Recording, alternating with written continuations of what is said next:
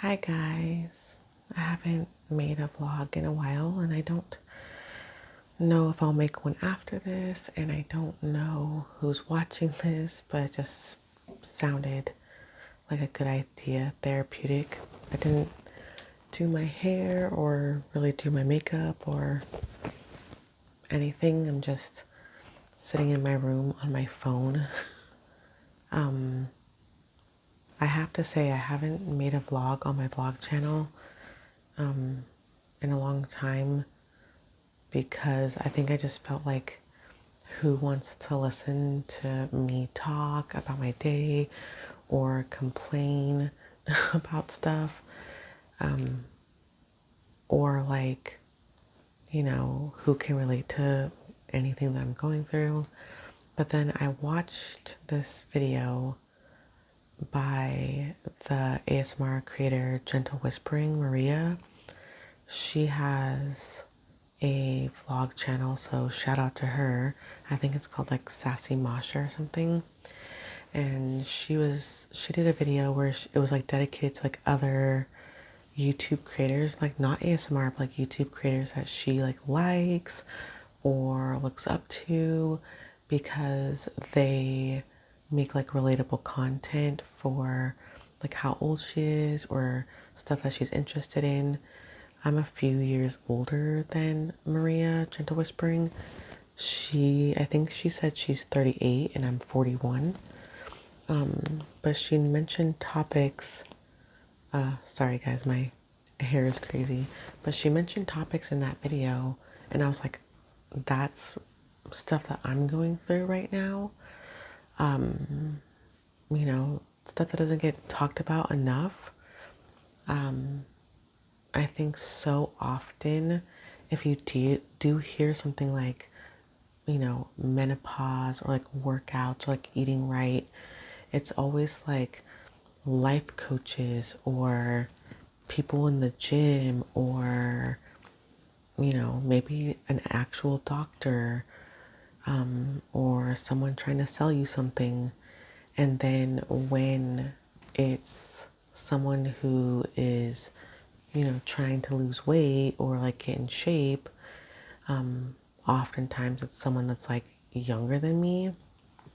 But I don't think I know they exist, but I don't think I've ever come across a video where it's just like a 41-year-old woman, 41 years old, going through menopause early, earlier than my peers, earlier than my mom. I started going through, you know, perimenopause. I started having symptoms in like 2017, 2018. So I was like 34, 35 when I started having symptoms that I know of. And now I'm sitting here at 41 and I'm like almost done.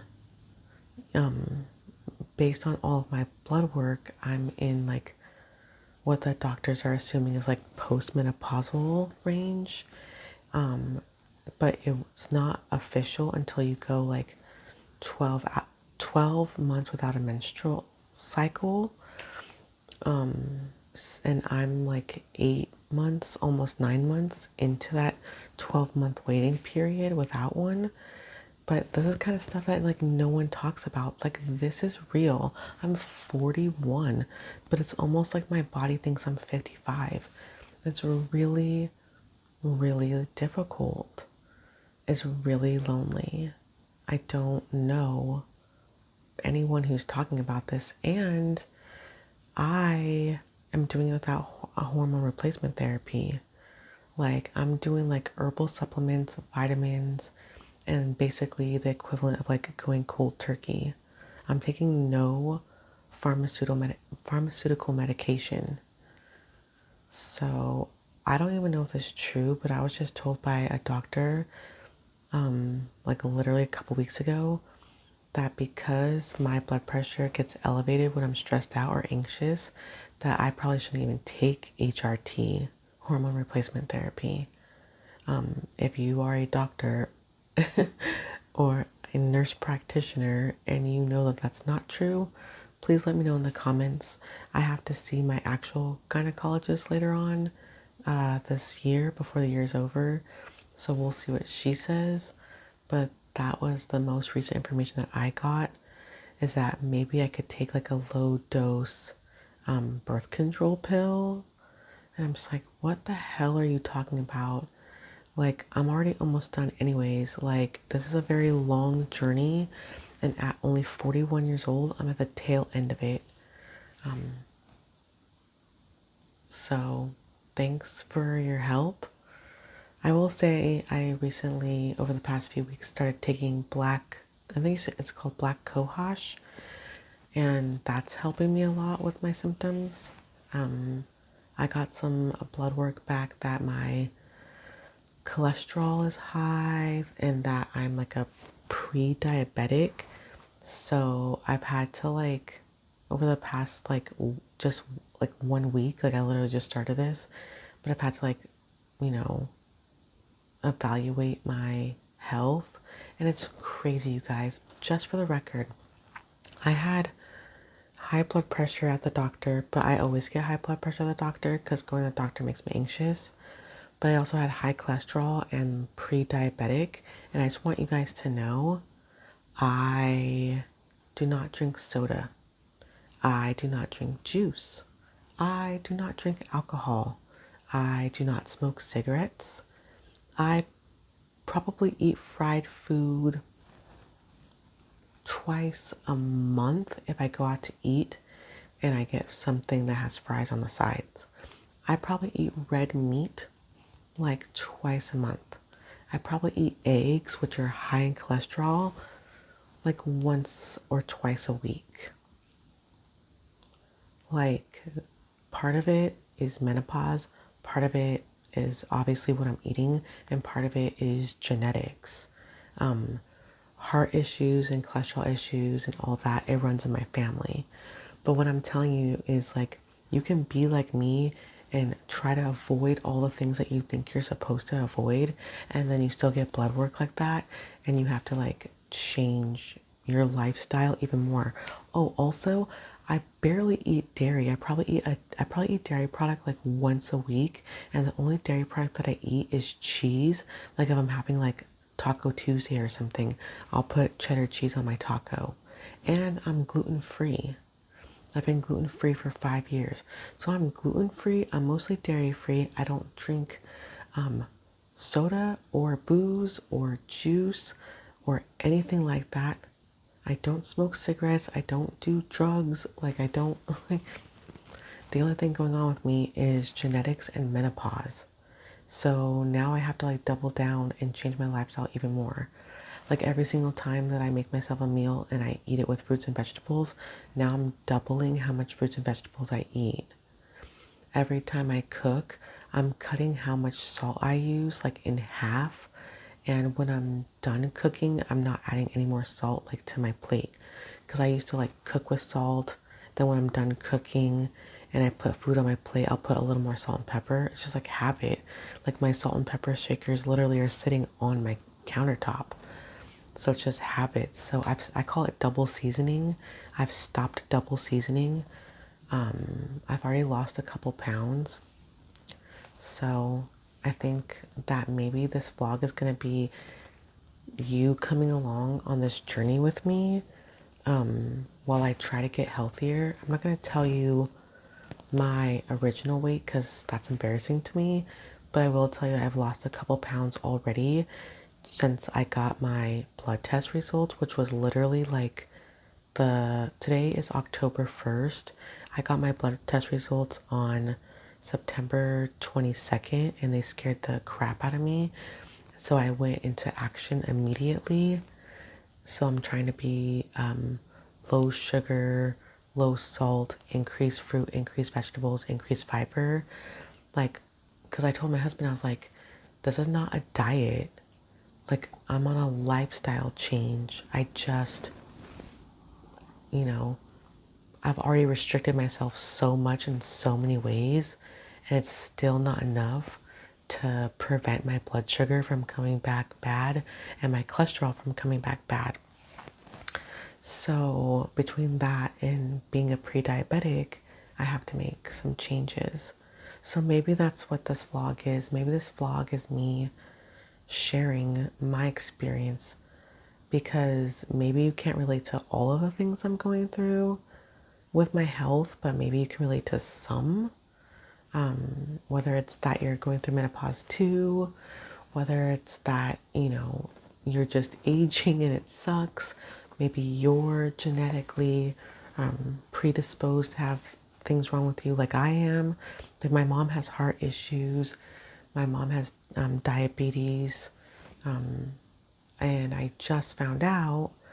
I haven't talked to my mom or seen her since 2020, but when I was going through these issues with my health, I reached out to her. Sorry, I'm trying not to cry, because I wanted to know some family health history about my family. So I reached out to her to get that family health history, because I don't have all the answers to all the doctor's questions about trying to find out if stuff runs in my family.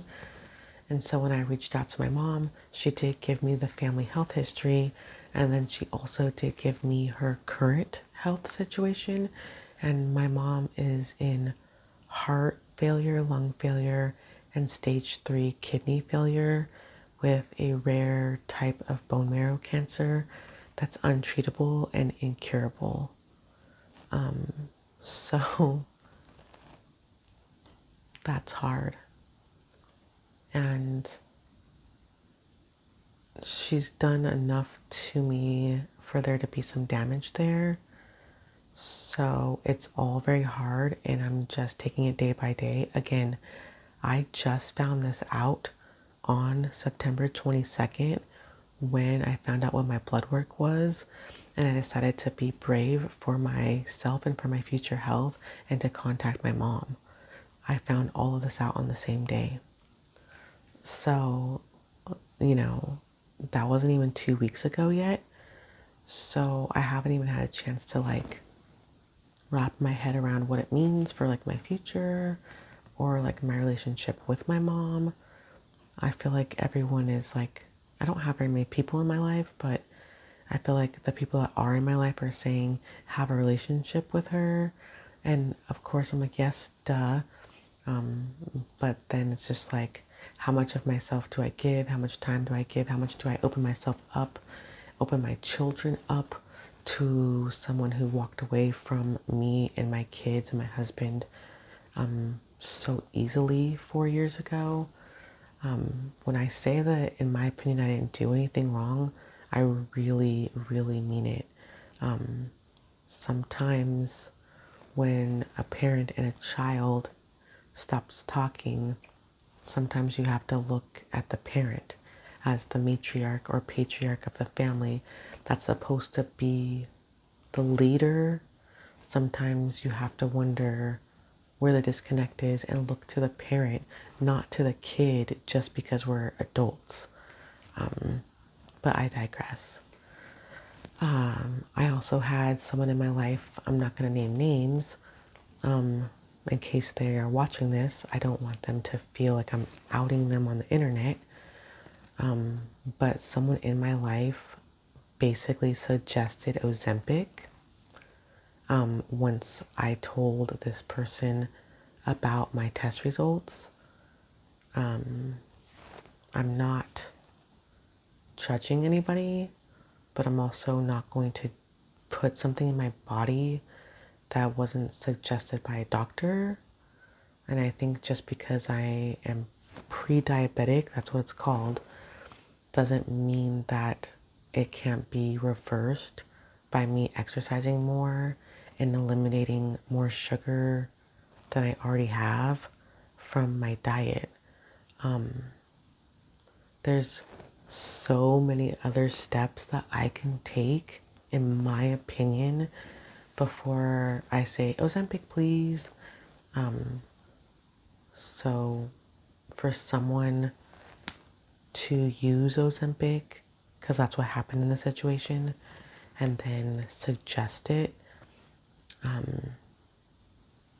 I'm sorry if this person is watching this and they're getting offended, but I am not using your name and I'm not even saying how I know you.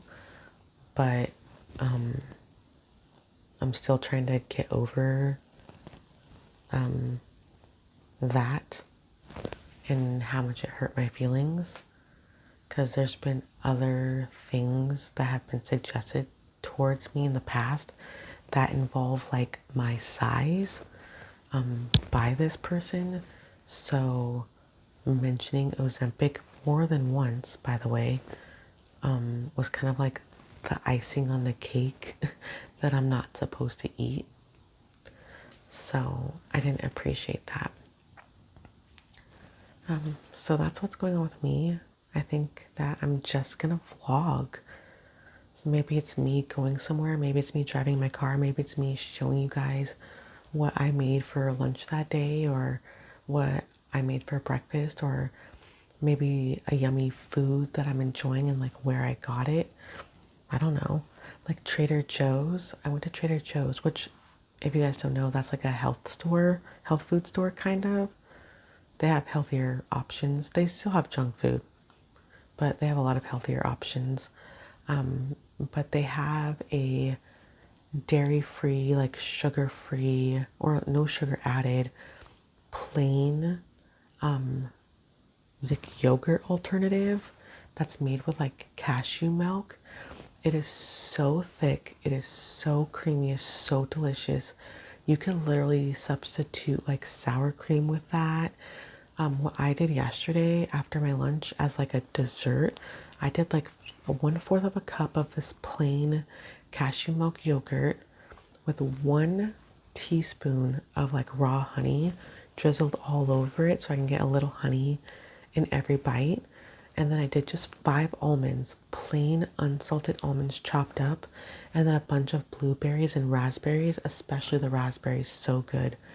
It was the most delicious, yummy, felt like I was eating a decadent dessert. Like, I'm not joking, and trust me, I'm like a sweet eater. That I have a sweet tooth. That's part of my problem. This filled me up, rounded out my lunch so nicely. It was so delicious. It gave me energy. I had like a little like bean soup for lunch with like ground turkey in it, and like tomatoes and bell pepper and onion in it with like low sodium black beans. It was a delicious lunch. And then this was like my dessert. So good. And when I put the whole thing together, I had blueberries and raspberries and beans and ground beef. I'm talking about the whole meal. I had onion and tomatoes and bell pepper and all these like healthy things. Like, I'm learning and I'm trying new things. It's going surprisingly well. Like I said, I've already lost a couple pounds just since the 22nd. I mean, it's probably water weight, but I'm still counting it. It counts to me. So hopefully I have the guts and the courage to keep making vlogs and to not stop making vlogs, because, sorry, there's something in my eye, because I'm sure there's somebody out there that can relate to me. And please don't judge my hair. Like, my roots are showing and my hair is dirty, and oh well, it's my vlog. I got these new glasses though. Since the last time I saw you guys, they're like a pale pink. I think they're Armani Exchange. I don't know, whatever. I'm not fancy. Thanks you guys for listening. I'm gonna try to make more vlogs. Don't hold me to it. I just said I'm gonna try to have self-confidence. I'm gonna look at this as like, you guys are my accountability buddy, and I'm just going to check in. Oh, I also bought myself one of those walking pads, you know, like a treadmill but without the handle, and I've been walking on there every single day. It's so convenient. I put it in my living room right in front of my face, so I have no excuses, so I can turn on some television show and watch TV while I walking while watching TV. I love it. I love it. It's the easiest way to get a workout, and it's good for your heart. So I highly recommend them, all over Amazon. And if you guys want, I can show you which one I bought. I can tell you the brand. Just let me know. Thanks for watching, guys. I don't have a sign out for this. So until next time, bye.